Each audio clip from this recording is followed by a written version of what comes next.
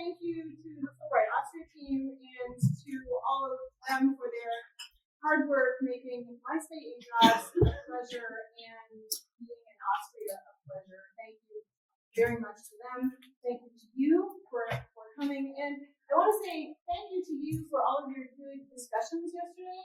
I'm sitting there in the audience like, oh, wait, I hope you don't talk about that. I want to talk about that. I hope you, but you hit all of the key points in a really good framework. And you can kind of take this as a metaphor for what we do in international exchanges. We have our frames of reference, we have our lines, and when we go and have other experiences, we fill those frames. And so what I'm going to do, hopefully, is take that frame that you were working with yesterday and fill it a little bit with, hopefully, some interesting aspects of the project that I've been working on as part of my position as the Fulbright visiting professor of cultural studies at the Franzens University in Graz. So, in my natural habitat, that's my natural habitat right there. Well, no, not really. But it is the Blue Ridge Mountains, and in my natural habitat there, I'm a professor of German language, literature, and culture with a disciplinary focus on the literature of the German Middle Ages, like the greatest hits of the 13th century. With my students, as we read older texts and translate older languages, I spend a lot of time thinking about how the past lives in the present. Oops, don't. Now I'm feeling so tricky here. Yes, how the past lives in the present interferes. At its most basic, my Fulbright project centers around how communities think about the past and how those communities derive from that past the values they want to enact in the present into the future. So let me first explain how I understand two of the key terms in my title here, cultural sustainability and the medieval imaginary. Cultural sustainability sounds a little bit like jargon, perhaps, but what I mean is a way of upholding the culture of a community or a region in such a way that this community can celebrate its shared history as constitutive of communal identity. What aspects of that shared history does a community choose to display or highlight or advertise? If you came to this seminar from Vienna, for example, you drove by or through one of the most beautiful areas of Lower Austria, the area known as the Wachau, that extends westward from the Kunsthal into the Nibelungengau. The latter is a region that encompasses the area between Melk, maybe some of you've been there, or Ibs an der Donau. The place name, Nibelungengau, refers to a medieval narrative that perhaps many do not know or do not know well. You might have mixed feelings about a high school encounter with Siegfried the Dragon Slayer and the Nibelungs. On the other hand, you might know a street in your city or town called the Nibelungengasse. There's one in Graz. Or you might stay along the Danube bicycle path at a hotel called the Nibelungenhof in Thun, or Treismauer. Well, that's the Nibelungenhof in Treismauer. Or the Haus Nibelungenlied in Melk. Those of you who were on the bus from Linz yesterday, anybody on the bus? I was on the bus from Linz yesterday. We went over the Nibelungenbrücke. And this brings me to my second term, which is the medieval imaginary. It also sounds like jargon, although some of you were using it yesterday, right? But I use it here to refer simply to the broad influence exercised by the ideas or fantasies of what is medieval. Those ideas generally derive from understandings of the actual Middle Ages, whatever those were. However, they often have more to do with how we conceive of the Middle Ages now and how we express those conceptions in multiple ways, in multiple discourses, from architecture to music to politics, video games, fantasy. The theoretical concept, there is one, that describes the reception of the Middle Ages, the ways in which the medieval has been expressed and experienced since the Middle Ages, in the 18th century, for example, or the 19th century, or now, is called medievalism.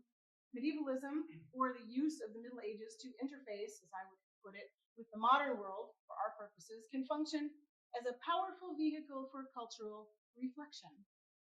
Yes, on a spectrum from the ridiculous to the sublime. And what I'm going to be talking about is hopefully somewhere in the middle.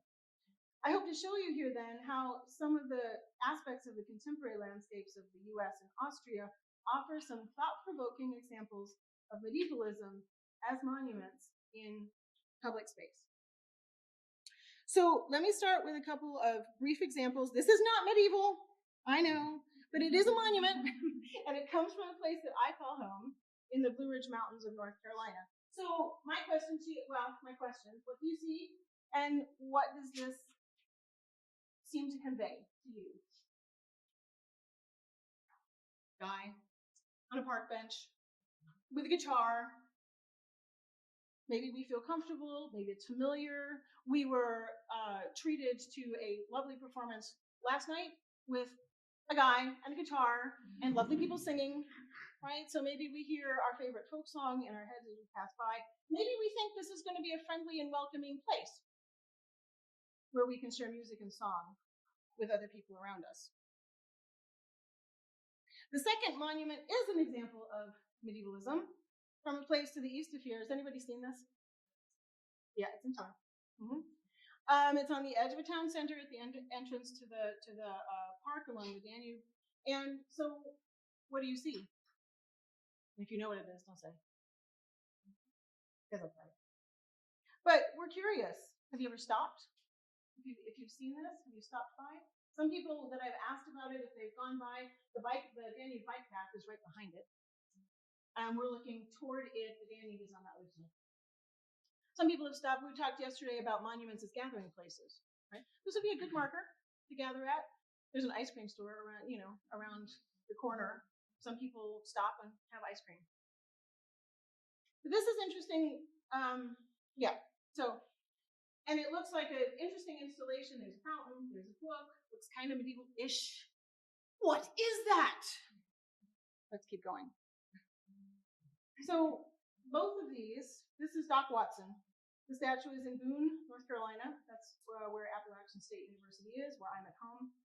He hailed from nearby Deep Gap and became one of the best-known practitioners of American traditional music in the 20th century. This is a monument in Thun, and it is more interesting to me for a couple of reasons. This is the Nibelungen monument, the Nibelungen-Denkmal in Thun, that illustrates the meeting of Kriemhild, widow of Siegfried the Dragon Slayer and sister to the Burgundian kings from the Rhineland around Worms, with Attila, yes, that Attila, in Thun. And this is a meeting that takes place in the medieval German poem, the Nibelungenlied, written around the year 1200. It represents a scene from a major work of German medieval literature, but the monument isn't medieval, of course. Not only is it a modern creation erected in 2005, as I've noted, it also commemorates a fictional occurrence. This meeting never took place in history. It's an idea. It's a fiction. So, what to do with this? In her book, Learning from the Germans, Race and the Memory of Evil, Susan Nyman says, monuments are values made visible. What values do the monuments I just showed you, for example, articulate? That's my question. Nyman goes on to say that monuments embody the ideals we choose to honor in the hopes of reminding ourselves and our children that those ideals were actually embodied by brave men and women. When we choose to memorialize a historical moment, we're choosing the values we want to defend and pass on. I'm interested in depicting fictional moments. What do you do with that? My research project then examines literary installations and monuments in Austria today, public displays of medieval German narratives as reflections, I would suggest, of 21st century communities and values. Why do we need or enjoy or apply the past? Often, the actual past is problematic. And if the actual past is problematic, which we know, what do? There is a literary past. There is a fictionalized, fictitious past. What about that?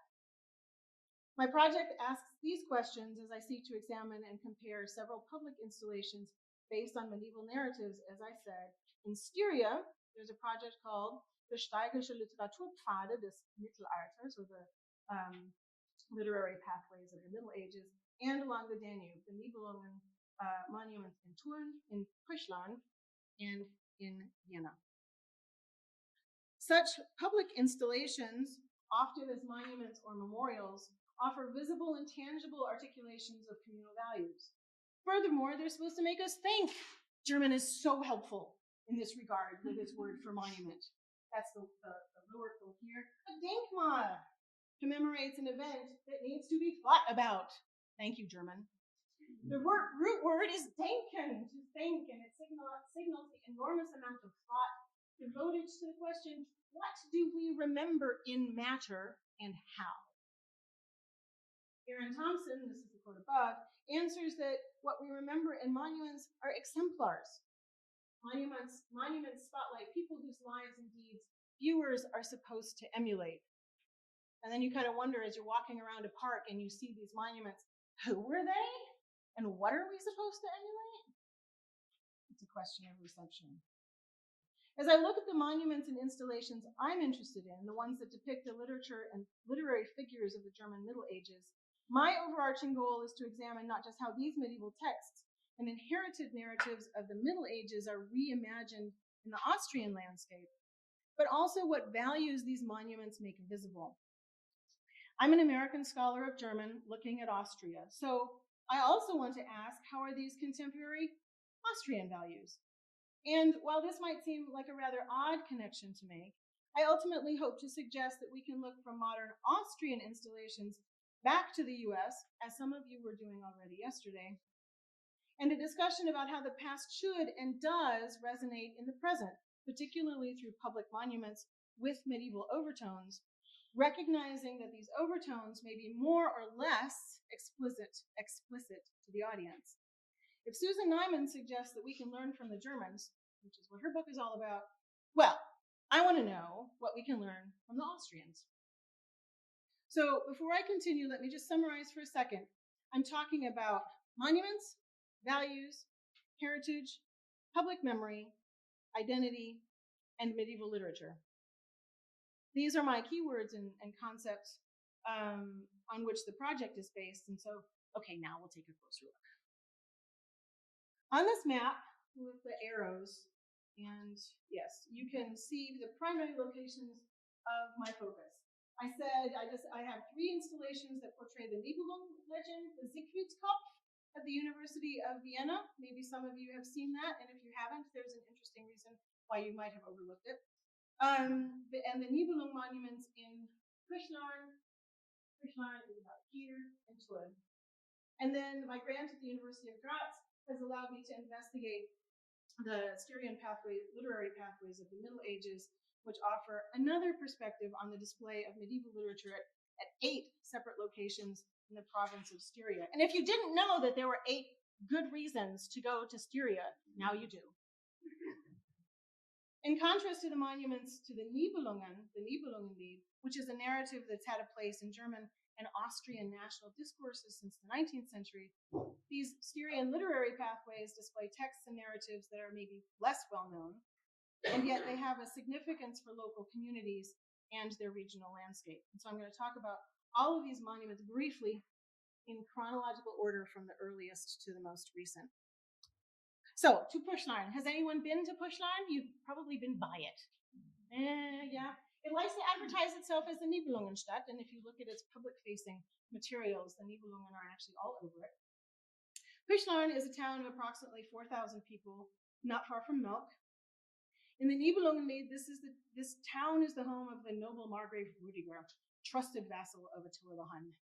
In the medieval poem, Rudiger's home is a place of hospitality for the Queen Kriemhild, traveling to meet and marry Attila. You saw that meeting in the Tulln monument.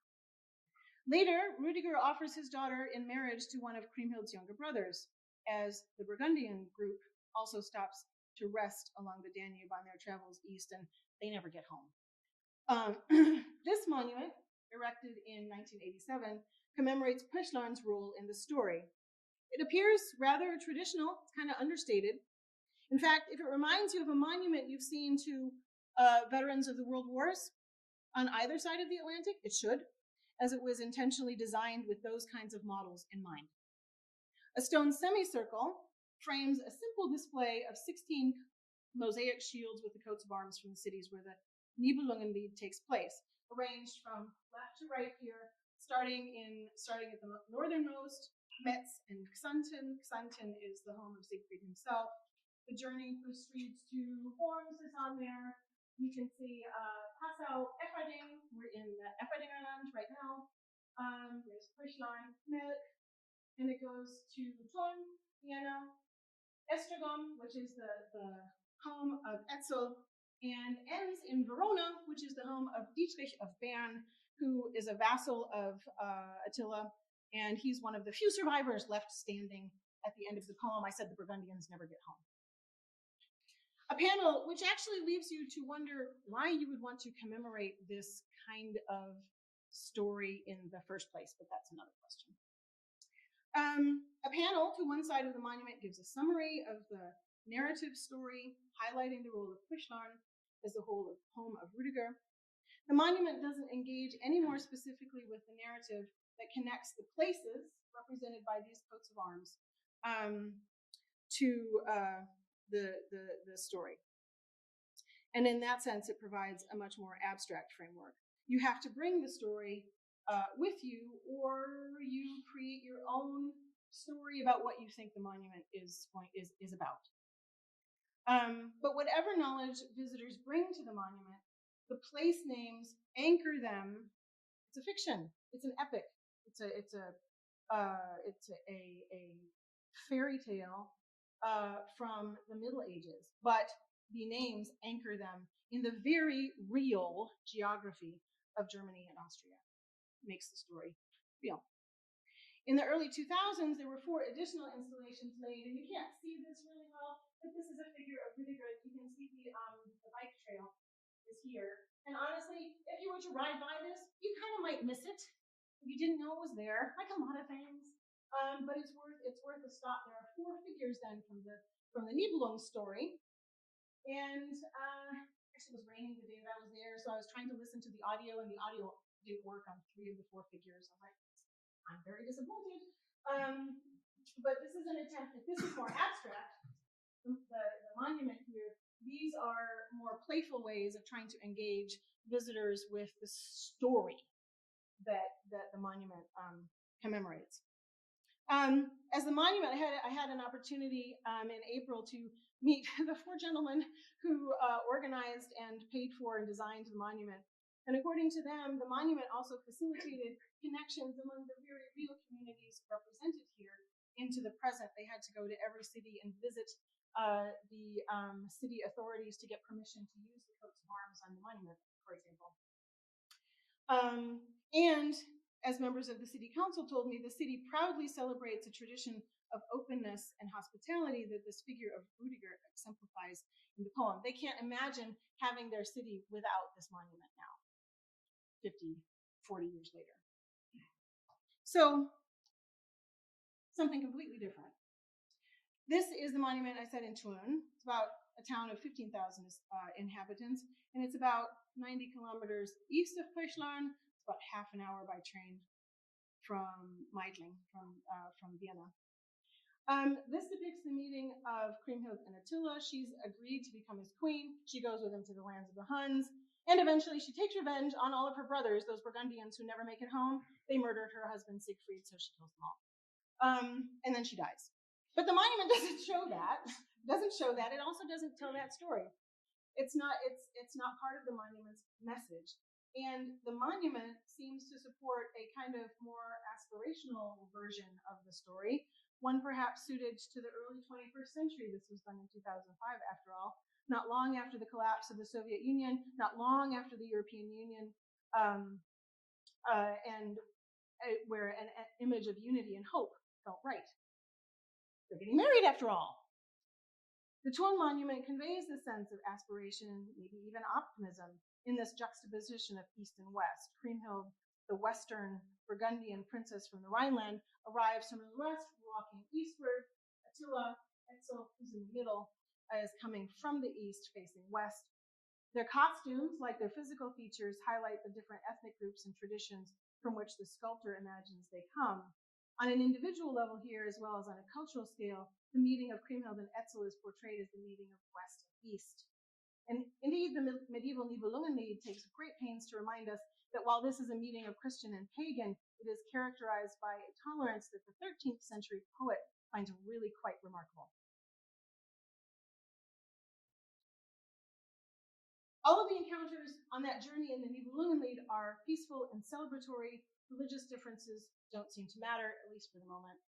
And while the monument preceded this city initiative, the current city initiative, Tulln, Stadt des Miteinanders, which is celebrating its 5th anniversary this year, the message of hope nicely complements the new initiative. Apparently, the monument was built by the previous mayor, and I didn't ask about the city politics about this, but the new mayor has a different initiative where he hopes to put the town's focus. But again, the monument in Tulln captures a hopeful moment frozen in time. The Nibelungenlied actually has a very different ending. And what's very interesting is, if you look very carefully at this particular picture, you can kind of see the monument, but it's not, it's not the main thing in the town. And it kind of, if you're riding by, you could miss it. So with respect to the narrative past and the Nibelung legacy, the monuments in Tulln and Puchlarn create a new site. They're new monuments. They're new sites of heritage and they're new sites of memory. This is the Siegfriedskopf, the old one, at the University of Vienna. And it's not a new monument per se. It was, rather, it's an older monument that has taken new form. A site of memory that's been reconfigured. Maybe it's been rehabilitated. The sculpture resided from its unveiling on November 9th in 1923 until 2006 in the university's central entrance hall. In 2006, it was moved from that location to the arcaded courtyard, or the Arkadenhof. Has anyone been in the Arkadenhof at the University of Vienna? So you might have seen this. Yep. So that's the entrance hall now without the sculpture, and this is where it has been moved. It was reimagined, recontextualized, and broken into its 3 component parts, which you can see here: the head, the pedestal, and the plinth. And if you've seen it, has anybody ever tried to take a picture of it? No, because you can't get a good picture. There's text covering this entire glass cube, and each individual section is encased in has a casing that is also covered with text. And that obscures our view, placing the statue and its pieces in new texts and contexts and encasing them in hopefully yet another story. The head, for example, right here in the middle, displays text from articles in the Arbeiterzeitung from October and November 1923, so around its unveiling. On the glass cube, the weather-resistant glass cube on the outside, is a text by Emina Lax, who describes an experience she had as a young Jewish woman student at the university in the 1920s, when a stranger helped her exit the reading room safely during a violent demonstration that had begun around the head in the entrance hall. And one of the perennial problems about that head was that it was a gathering place for both, mainly the right, but also the left fraternities, and it was very contentious. The emphasis in the new monument on text reminds us of the power of language, as words and books are often the first victims of totalitarian regimes. And we're also reminded that words tell stories and record history, and therefore they have the power not just to damage or to injure, but also to resist. Okay, for something a little more colorful, here are installations of the Styrian literary pathways of the Middle Ages. This is part of a grant-funded project from the Institute for Germanistik at the University of Graz that ran from 2012 to 2022. They don't take up the Nibelungenlied or more well-known narratives at all. They remain focused on literature connected to or produced from within their local communities. And I will say, in investigating this, I've kind of had to redo some of my graduate education in medieval German literature, because some of these I knew about and some of these I didn't. And that is also, we were talking about monuments and canon with one N, right? Canonization. It's also an interesting exploration of what becomes canonized and what doesn't. And then over time, who decides Who decides what gets to be displayed and remembered? There are 8 pathways. You can see these little feathers. This is Styria, Steiermark. There are 8 pathways, 4 focused on religious texts at sites such as the abbeys at Admont, Thurgau, Seckau, and the Münster at Neuburg an der Nürz. And 4 are focused on secular texts by Minnesänger, in common parlance we might call them troubadours, Gerhard von Bildon, Hugo von Montfort, Rudolf von Stadek, and Ulrich von Liechtenstein. The troubadour pathways are at Bildon, that's the yellow one, Stadek is the pink one, they all have different colors. Walk an der Moor is the green one, and your lower left, and Unsmarkt here is the blue. And these are existing places where the poets also reportedly lived, or were active, or have a historical physical connection. Hugo von Montfort, for example, is buried in the Minoritenkirche in Walk an der Moor. The religious texts are believed to be from areas, those particular areas, or housed in their libraries. To give you a sense of the project, this gives you a sense of the project, and I can't do it justice here, because I'd probably put you to sleep. But I'm going to show you each of the secular sites briefly in succession. Each pathway has at least 4 stations. They're all on walking paths, which you can, and you can see relatively simple installations. They're readable, they're accessible, and all of the pathways have a very similar construction. So, and these were done, this was quite an incredible project that involved at least 3 of the institutions in Graz, the Joanneum, the University for Applied Arts, the Liberal Arts University. And so you can see the simple construction. There's a map for each. That's Stadek. This is Bildon. And each, as I said, each picks out a text. Rudolf von Stadek. There are a couple of his love poems. In Bildon, there is a fable about a cat who wants to be married to the most powerful lady in the world. And he goes on a search because obviously the lady cat, that is his wife, cannot be the most powerful person in the world. It's got to be something else. And he goes on these stations only to realize that his lady is actually the most powerful lady in the universe, and he really ought to be happy with it. And so Unsmarkt, here's a better picture of, and you can kind of see, so the Frauenburg, that ruin that on the hill, is reported to be part of where Ulrich von Liechtenstein might have lived. He actually, in his literature, talks about traversing the Steiermark and Austrian lands, and so it's part of the area where we imagine he would have gone on his tournaments. So the installations reach back to the medieval literature of Styria and try to make the texts visible. You can actually, but there's text, there's manuscript images.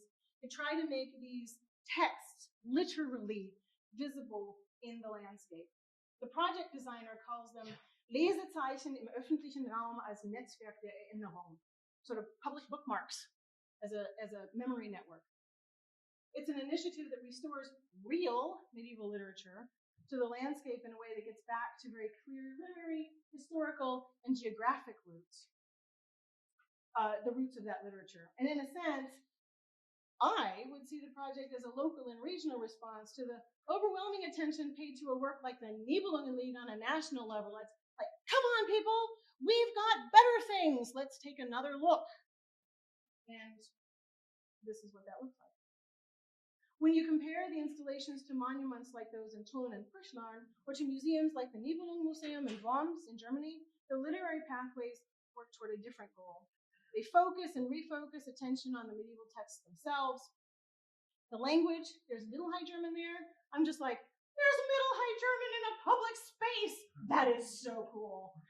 And there's translation into modern German for those of you who need it. The textual, there's no English, but that's okay. That's okay. It's okay. It's okay. Everybody should learn German. The textual environment is displayed, manuscript, and some bibliographical information. And then there's a summary of the message of the text in distilled form. And then there's also the historical and geographical context.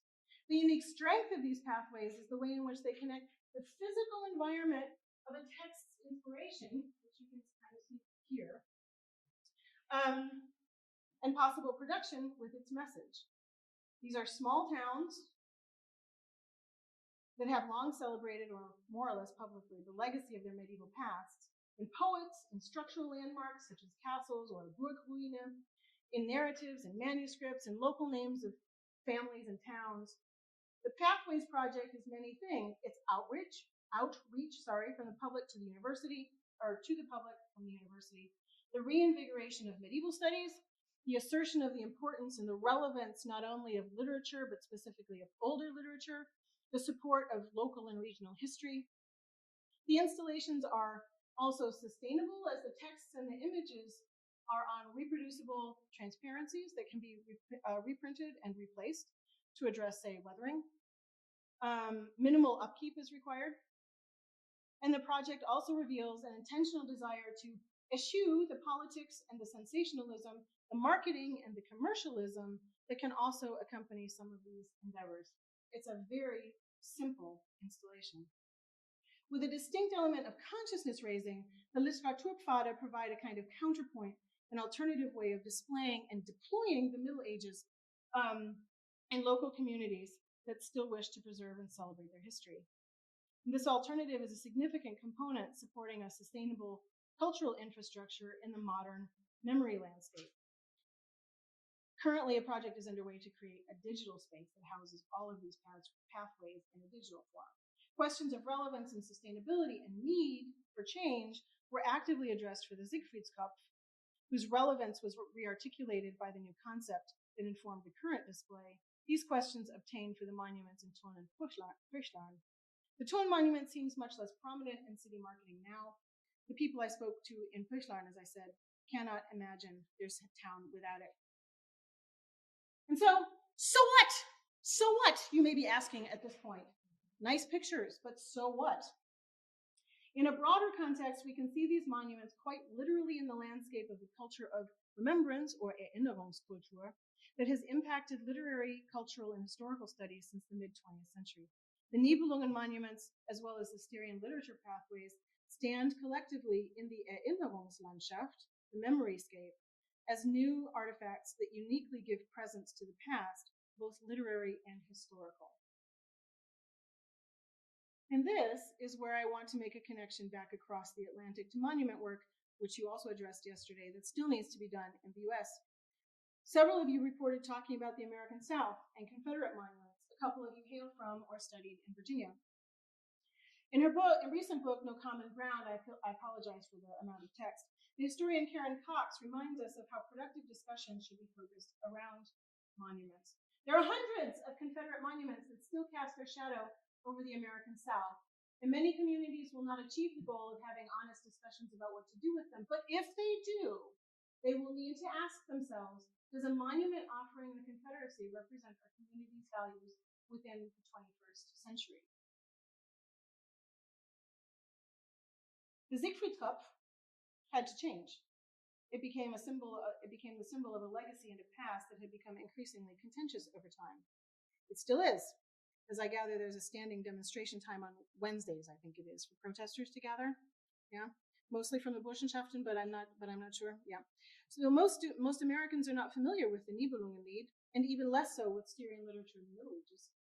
However, current American discussions of monuments of the Confederacy bring a number of contested issues to the fore as part of current culture wars, particularly with respect to topics such as memory, commemoration, memorials, or public display. The Lee statue has since come down, which you can see on your left, in a reimagined form, which was really quite fabulously fascinating in the summer of 2020.